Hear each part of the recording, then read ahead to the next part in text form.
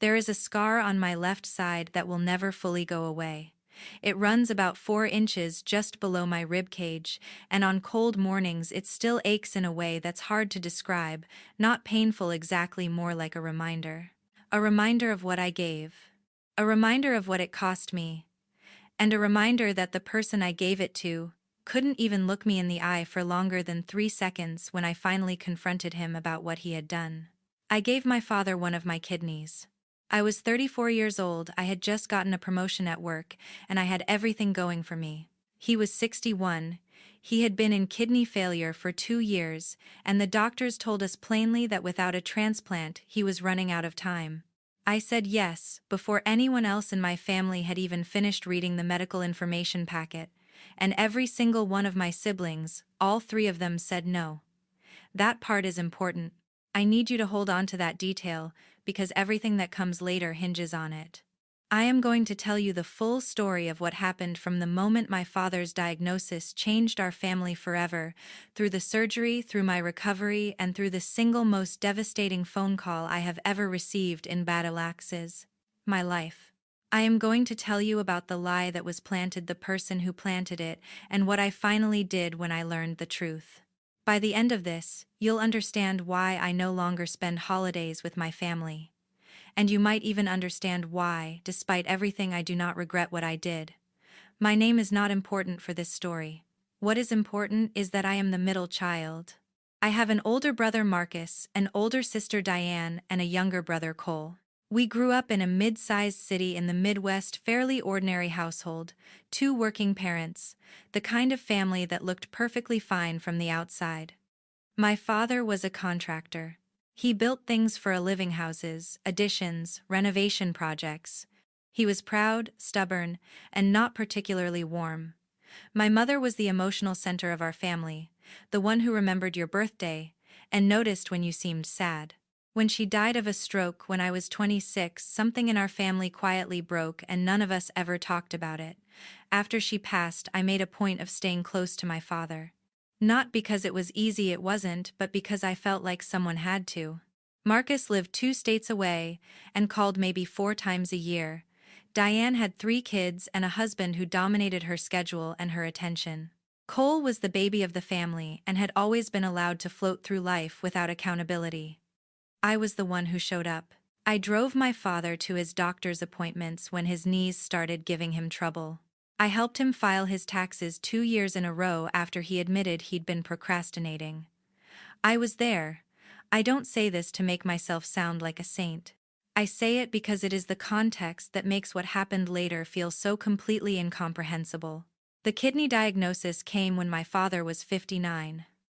He had been living with hypertension for years and hadn't managed it as carefully as he should have. By the time the nephrologist laid it all out for us, both kidneys were significantly damaged, and one had essentially stopped functioning. He was placed on dialysis and added to the transplant waiting list. The doctors were honest with us: the waiting list was long, the timeline was uncertain, and a living donor match would be the most reliable path forward. All 4 of us were tested. The results came back, and I was the closest match. I remember the doctor explaining what that meant. It didn't guarantee anything, but it significantly improved the odds of a successful transplant and reduced the risk of rejection.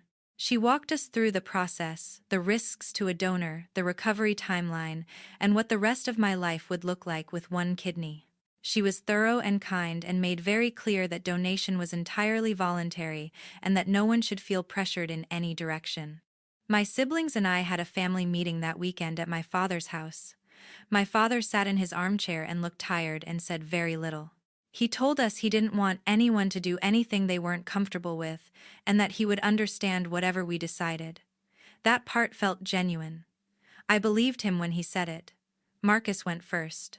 He said he couldn't do it. He had a family, a stressful job, and he couldn't afford the recovery time or the health risk.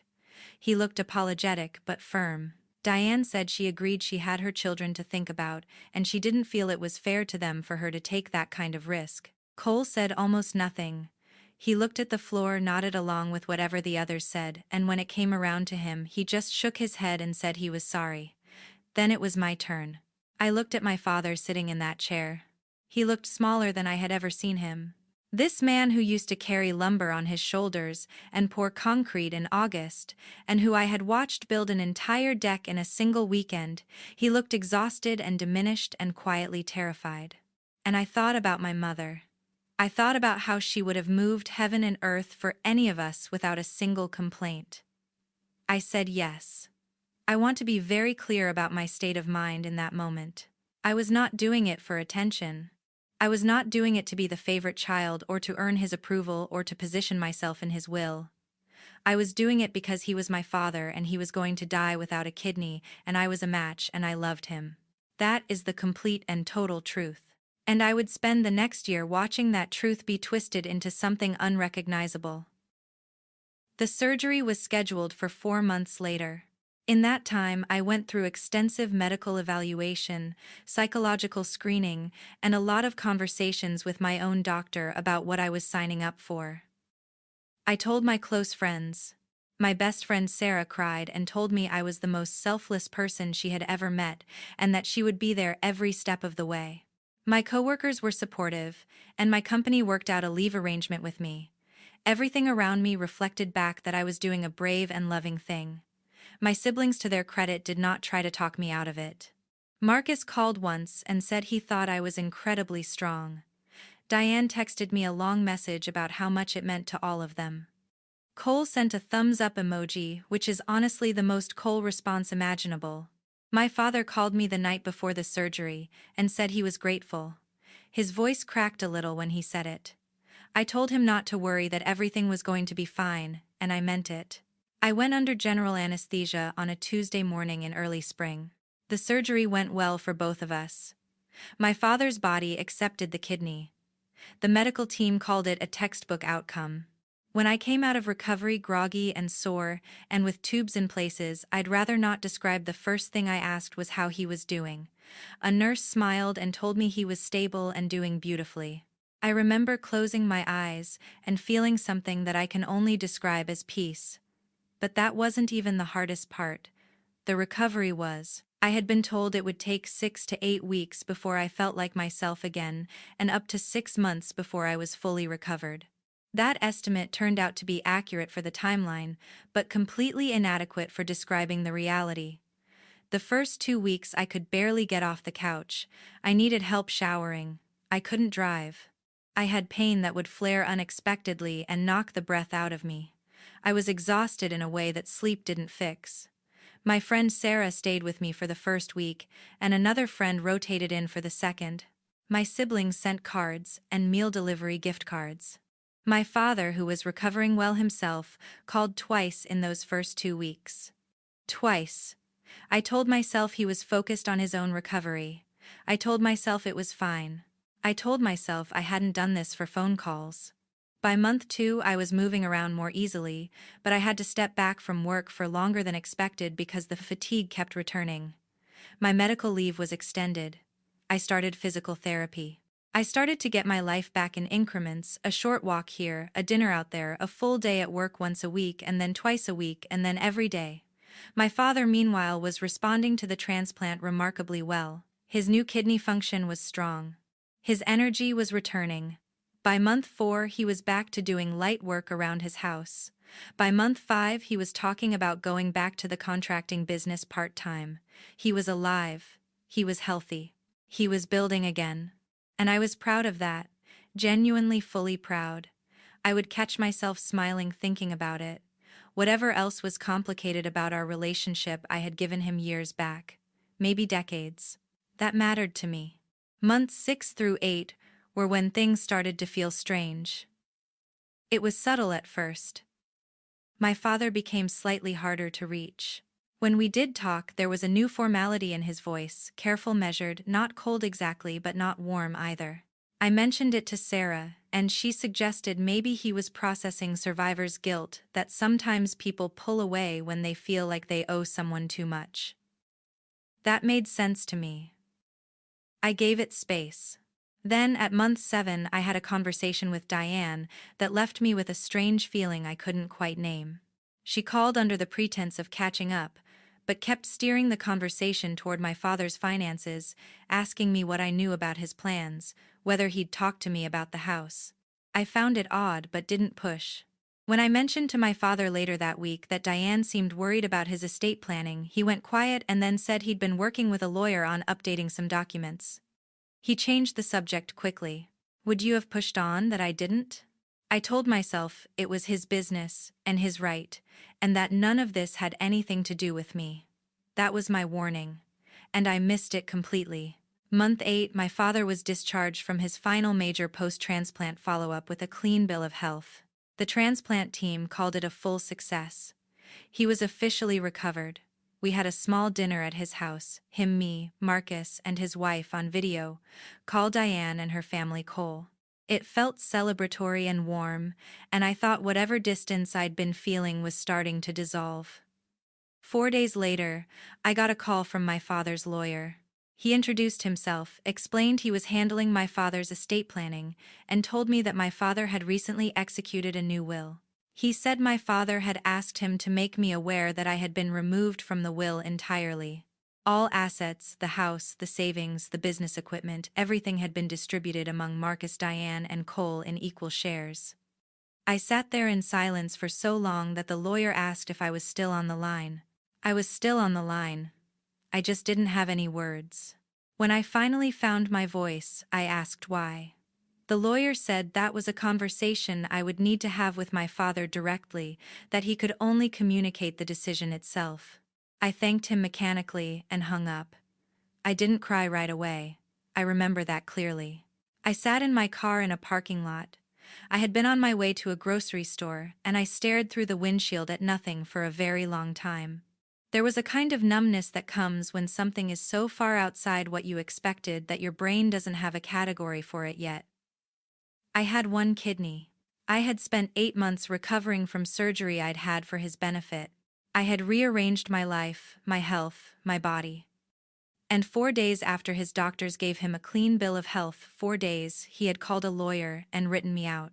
When the numbness cracked, what came through wasn't sadness. It was a cold, clear fury. If you enjoy real-life drama stories like this one, consider subscribing. There is a lot more where this came from. I did not call my father that night. I needed to think. I called Sarah instead and told her everything, and she was so angry on my behalf that she could barely form sentences, which honestly helped. I spent 2 days processing before I reached out. When I finally called my father, he picked up on the second ring, which told me he had been expecting to hear from me. There was tension in his hello. I told him plainly that I had heard from his lawyer, and that I needed to understand what had happened. What he said next is something I have replayed in my mind hundreds of times. He told me that he had been told by someone he trusted that the reason I had volunteered to donate my kidney was not love or loyalty.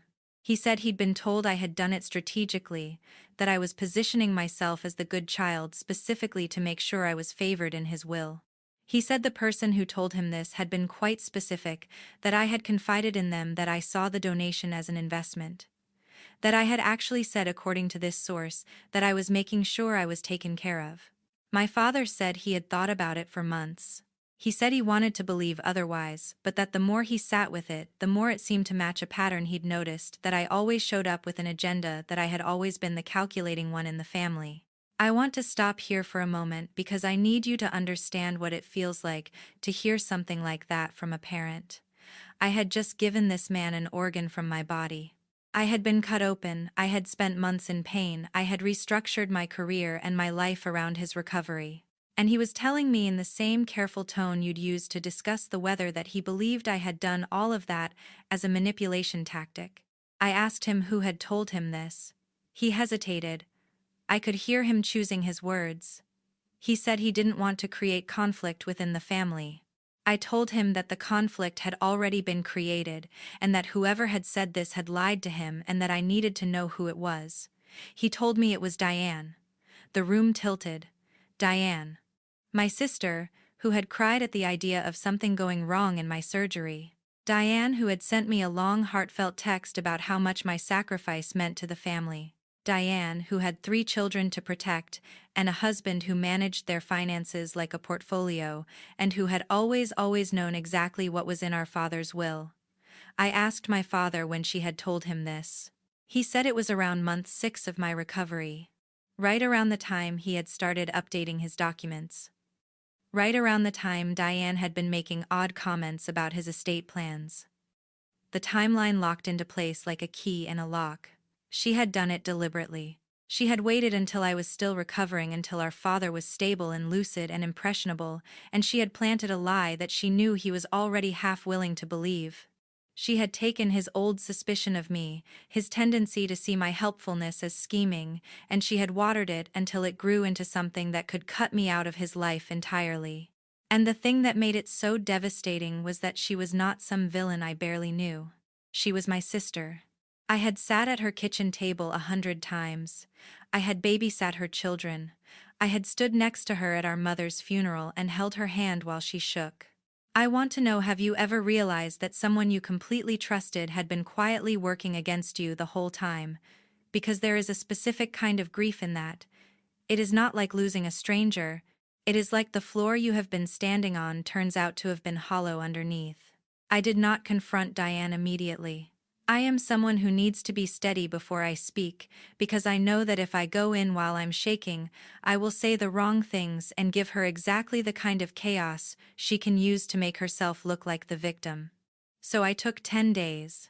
I went back through every interaction I could remember. I talked to Sarah. I thought very carefully about what I actually wanted to have happen. And I decided that before I did anything else, I needed my father to hear the truth directly from me, clearly, calmly, and in a way he could not dismiss. I drove to his house on a Sunday afternoon. I brought nothing with me. No documents, no evidence, nothing that could look like I was building a case. I sat across from him at the kitchen table where I had sat hundreds of times as a child doing homework while he drank his coffee, and I told him everything. I told him about the day of the family meeting, what I was thinking when I said yes, what motivated me. I reminded him of the things he knew about me, not the things Diane had described, but the actual texture of my life and my relationship with him. I asked him plainly and directly whether any behavior of mine in the years before the diagnosis had ever actually suggested I was calculating or strategic in the way she had described. He was quiet for a long time. I told him that I was not asking him to undo the will. I was asking him to tell me honestly whether he actually believed I had donated my kidney as a manipulation tactic, or whether he had believed it because someone he trusted had told him to believe it. And then I told him I knew it was Diane. I told him the timeline. I told him the conversation I'd had with her about his finances, about the exact window in which she had apparently been talking to him about me. I didn't yell. I didn't cry. I just laid it out fact by fact and let it sit between us on that kitchen table. My father did not speak for almost 2 minutes. That is a long silence. I counted it. And then he said something that surprised me, not because it was what I needed to hear, but because I could tell he meant it. He said, "I think I made a mistake." Those 5 words were not an apology. They were not a declaration. They were barely even a beginning. But they were honest, and after everything that had happened, honesty felt like something. Here is the part where I tell you about the confrontation with Diane, because it happened 3 days later, and it is the part of this story I am most at peace with. I called her. I did not ambush her at her home. I did not involve her children. I did not bring anyone else into the call. I told her I knew what she had told our father, and I told her I knew when she had told him, and I told her I knew why. She denied it immediately. Her voice went sharp and defensive, and she tried to flip it around. Why was I attacking her? Why was I always making her the villain? Why couldn't I just accept that maybe our father had reasons of his own? The words came fast and practiced in a way that told me she had anticipated this moment. I let her finish, and then I said very quietly, "I know you're lying, and Dad already told me it was you. So this conversation isn't about convincing me of anything. It's about giving you the chance to decide what kind of person you want to be going forward." The line went completely silent. I told her that I was not going to expose her to her children or her husband or post anything publicly. I was not going to wage a campaign. But I was done. I would no longer be in her life in any meaningful way, and I wanted her to know exactly why, and I wanted her to have to carry the knowledge of what she had done. Not as a punishment from me, as a consequence of her own choices. She started crying somewhere in the middle of that. I don't know if the tears were real or tactical. I didn't wait to find out. I told her I hoped she would make better choices when her own children needed her someday, and I ended the call. That was the last real conversation I have had with Diane. In the months that followed, my father and I had several more long conversations. He did not immediately reverse the will, and I want to be clear that I did not ask him to. What I wanted was the truth to be known and my integrity to be restored, and he gave me that. He told Marcus and Cole what had happened. He told them the will had been changed under false pretenses and that he was reconsidering. He did not give me a timeline, and I did not push for one. What he did give me unexpectedly was something more valuable in that moment. He called me one evening, about 6 months after all of this had come out, and he talked to me for almost 2 hours. He talked about my mother. He talked about how much I reminded him of her. He admitted that her death had made him suspicious of people who showed up and helped, because he still couldn't fully believe he deserved it. He said that when Diane gave him a reason to believe I had an ulterior motive, some part of him had reached for that explanation, because it was easier than accepting that his middle daughter simply loved him. I don't know if I forgave him that night. I'm not sure forgiveness is the right word for what I felt. But something shifted. Something that had been wound very tight slowly began to ease. The will was revised again, 14 months after the original change. I will not share the specific details because they belong to my family. What I will say is that it no longer erases me. Diane and I are estranged. I do not miss her the way I thought I would. I thought I would feel the absence like a wound. Instead, I feel something closer to relief, the way you feel when you finally put down something heavy you've been carrying for a long time, without realizing how much it was weighing on you. She has not reached out to apologize. I do not expect her to. My father and I talk every couple of weeks. It is not the close relationship I once imagined. We might have too much happened for that. But it is honest. It is more honest than it has ever been, actually. He asks real questions about my life now. He listens to the answers. Last spring he called me to tell me he had gone to the cemetery and left flowers on my mother's grave and thought about how much she would have been proud of me. I had to put the phone down for a minute after that one. I still live with one kidney. I get a checkup every year. My doctor says I am healthy and that I can expect to live a completely normal life. The scar has faded from red to pink to a thin, silvery line that I sometimes trace with my fingers on sleepless nights. People ask me sometimes if I regret it. If I could go back knowing everything I know now, would I still have said yes? I have thought about this question more than almost any other question in my life. Here is my answer: I would still say yes. Not for my father as he was in the moment when he changed that will. Not for the version of him that listened to a lie about me without picking up the phone and asking me if it was true. But for the version of my father who sat at that kitchen table and said, "I think I made a mistake." For the version who called me on a quiet evening and talked about my mother and what I reminded him of. For the person he has been trying to become since everything fell apart and he had to look at the wreckage and decide whether to rebuild. I did not donate my kidney to earn a place in a will. I donated it because he was my father and he was dying, and I loved him. That was true on the day I said yes. It is still true now. And no lie, no legal document, and no moment of cowardice or manipulation can change what I know about my own heart. Some things you give because the giving itself is the point. Not the return, not the recognition, not the reward. Just the giving. If this story resonated with you, a like on the video really does help this channel more than you'd think. And if you've ever been through something like this, if you've ever given everything to someone and been made to feel like it wasn't enough, or wasn't real, or wasn't good enough, I want to hear from you. Drop your story in the comments below. I'll be reading every single one. Thank you for staying with me all the way through this. I know it was a long one. Some stories need that kind of space. This was one of them.